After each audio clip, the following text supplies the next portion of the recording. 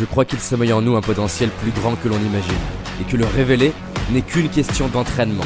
C'est pourquoi je vais à la rencontre des personnes qui réussissent, entrepreneurs, artistes, sportifs de haut niveau, pour décortiquer comment ils font et partager ce que j'apprends avec vous. Car mon but est qu'ensemble, on aille réaliser nos rêves. Je m'appelle David Laroche, et voici mon podcast. Bonjour chers lecteurs du site exalto.com. Alors Jean-Guy m'a proposé de m'adresser directement à vous pour vous partager des conseils sur un thème qui est vraiment important pour lui et qui, je pense, peut être extrêmement important pour vous. Le lâcher prise. Alors on parle souvent du lâcher prise, mais pourquoi lâcher prise? C'est ça qui m'intéresse, c'est la finalité. La finalité pour vous, c'est du bien-être. La finalité pour vous, c'est aussi de pouvoir vous attirer, ce qui est important pour vous. Je sais justement que Jean-Guy vous parle régulièrement de loi d'attraction, de principes de bien-être, de bonheur. Alors, c'est quoi le lâcher prise? Lâcher prise, c'est cette capacité à être dans le bien-être, peu importe ce qui arrive. Alors, tout d'abord, laissez-moi me présenter. Je m'appelle David Laroche, je suis expert dans le développement de la confiance en soi, du bien-être et justement du passage à l'action. La confiance en soi serait cette capacité à agir, à oser passer à l'action pour ce qui est important pour vous. Je sens qu'en moi, il y a un potentiel qui est inexploité. Je sens qu'en moi, si j'exploitais 100% de mon potentiel, je passerais à un autre niveau. Alors, je suis un ancien timide, j'ai l'habitude d'en parler parce que j'étais mal dans ma peau. J'étais justement malade, j'avais mon carnet de santé qui était rempli d'angines. On a dû rajouter des pages tellement j'étais mal dans ma peau. Justement parce que le lâcher prise, je ne connaissais pas. Alors, dans cette vidéo, je voudrais vous partager justement 6 principes, 6 clés qui vont vous permettre de lâcher prise. Je l'utilise énormément avec les personnes que j'accompagne en coaching individuel ou dans mes conférences, en séminaire, parce que ça permet vraiment, c'est un socle qui crée du bien-être. Lâcher prise, c'est au moment où on lâche. Et on lâche, on se sent bien, peu importe ce qui arrive. Donc, la première chose dans le lâcher prise, c'est que c'est une décision. Vous ne lâcherez jamais prise si vous ne voulez pas lâcher prise. Lâcher prise, c'est se dire, je suis heureux ou je suis heureuse, peu importe ce qui arrive. Vous savez que tous les matins, je me répète tous les jours, je suis heureux, peu importe ce qui arrive. Je suis dans le bien-être, peu importe ce qui arrive. Je décide d'être heureux ou pas. C'est moi. C'est pas les circonstances extérieures. C'est pas le fait d'avoir eu le passé que je veux. C'est pas le fait d'avoir le physique que je veux. C'est pas le fait d'avoir l'argent que je veux ou pas. C'est pas le fait d'être aimé ou pas, d'être adulé ou pas, d'avoir l'augmentation ou pas, d'être en crise ou pas. Non. C'est je décide. Peu importe ce qui arrive. Donc, premier truc, c'est de décider.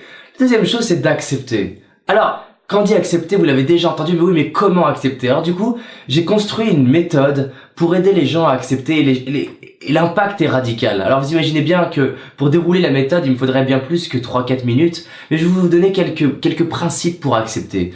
Quand on n'accepte pas, c'est qu'en fait notre cerveau focalise davantage sur les inconvénients que les avantages. Et souvent on confond l'optimisme à la vision extrêmement positive qui est de dire tout est génial. Non! Tout n'est pas génial en soi, mais tout est génial dans l'équilibre qu'il y a.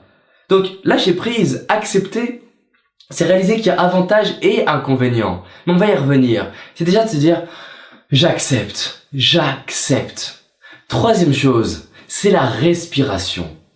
Pour accepter, si vous avez le corps qui est tendu, vous ne pouvez pas.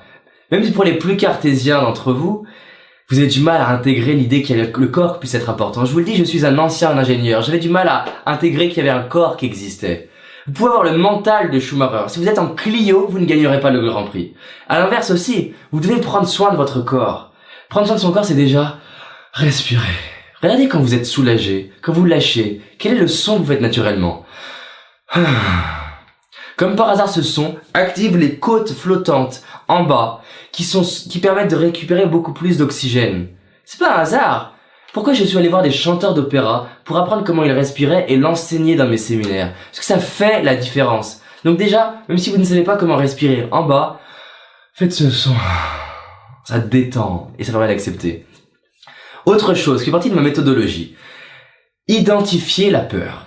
Parce que les gens n'arrivent pas à lâcher prise, mais n'arrivent pas à identifier qu'il y a une peur derrière. Posez-vous la question, mais de quoi j'ai peur? Ou quelles sont les peurs?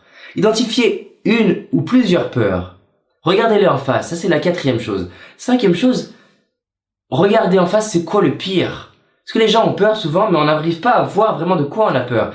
Allez lister le pire, la pire situation, c'est quoi? Pourquoi je vous demande de faire ça? Parce qu'en fait, quand vous avez le pire en face de vous, vous réalisez généralement que c'est pas si pire que ça. Et pour que l'exercice marche, si vous n'êtes pas habitué, vous devez l'écrire sur le papier. Listez la pire chose qui puisse arriver si vous lâchez prise, vous ne lâchez pas prise. La pire chose par rapport à ce qui vous tient. Et quand vous avez le pire, allez lister entre 10 à 30 avantages que le pire arrive. Et si la première chose vous a pas suffi à vous faire lâcher prise, vous allez voir que, mais si le pire arrive, en fait, c'est pas horrible. Par exemple, le fait d'être timide. Justement, je ne lâchais pas prise par rapport à être timide. Et je me dis, c'est quoi le pire? Le pire, c'est d'être resté timide. Le pire, c'est d'être timide. Le pire, c'est de ne pas oser aborder les gens. Et là, j'ai listé les avantages à être timide. Empathie. Par exemple, le fait de poser des questions, d'écouter. J'ai réalisé que dans la timidité, il y avait le germe d'une excellente communication. Et du coup, j'ai vu ma timidité comme un tremplin pour bien communiquer. Et après, en lisant des biographies, en lisant des gens, j'ai réalisé qu'il y avait tout un tas d'orateurs, de conférenciers, d'acteurs, d'auteurs qui étaient des anciens timides. Est-ce que c'est étonnant? Non. Parce qu'il n'y a pas de douleur sans désir, il n'y a pas de peur sans désir. Il n'y a pas de désir sans peur. Donc, le pire et les avantages du pire.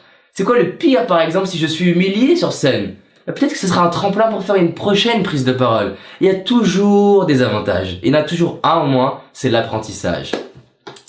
J'arrive à mon concept que j'ai appelé l'avantage décalé. L'avantage décalé, c'est que tout ce qui génère des inconvénients à court terme peut, si vous le décidez, se transformer en avantage à court terme et à long terme.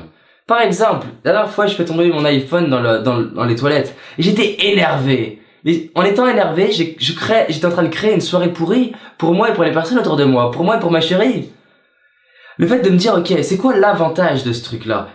Je mets pas les yeux sur l'inconvénient. C'est quoi l'avantage? L'avantage, c'est peut-être que j'ai appris quelque chose par rapport au fait de poser l'iPhone au-dessus des toilettes.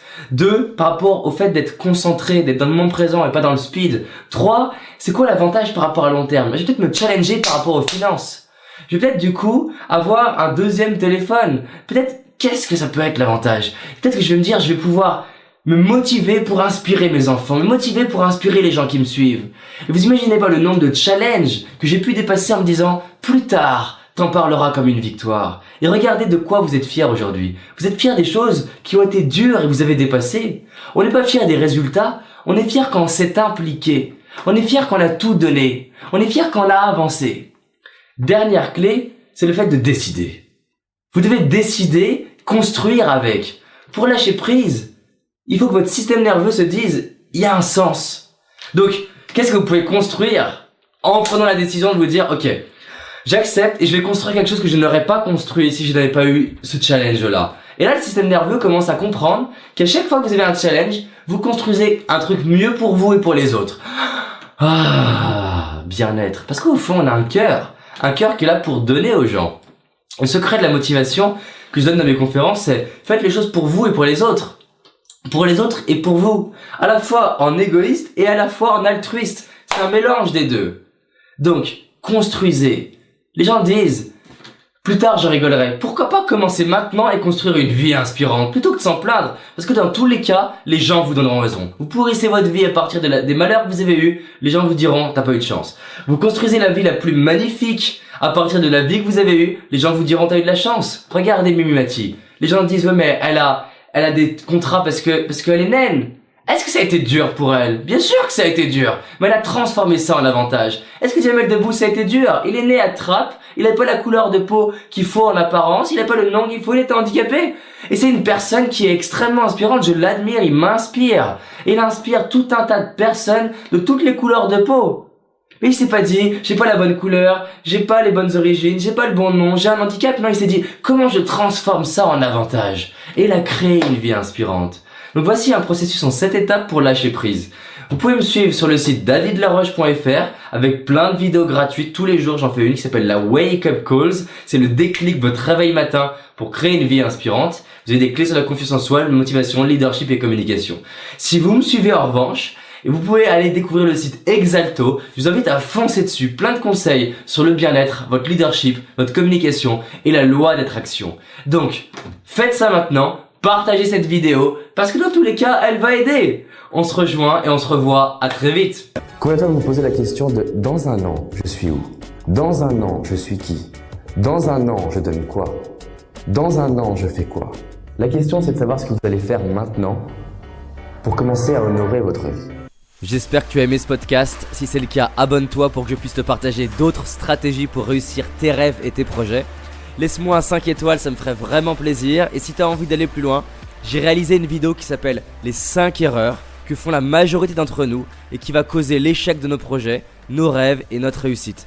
En sachant qu'une seule de ces erreurs va t'empêcher de réussir et d'être pleinement heureux. C'est une certitude. C'est une vidéo gratuite, en tout cas pour l'instant, et pour la trouver, tape dans Google David Laroche, les 5 erreurs cadeaux. David Laroche, les 5 erreurs cadeaux. Et tu vas tomber dessus. Je te dis à très vite pour un prochain podcast, et on avance ensemble.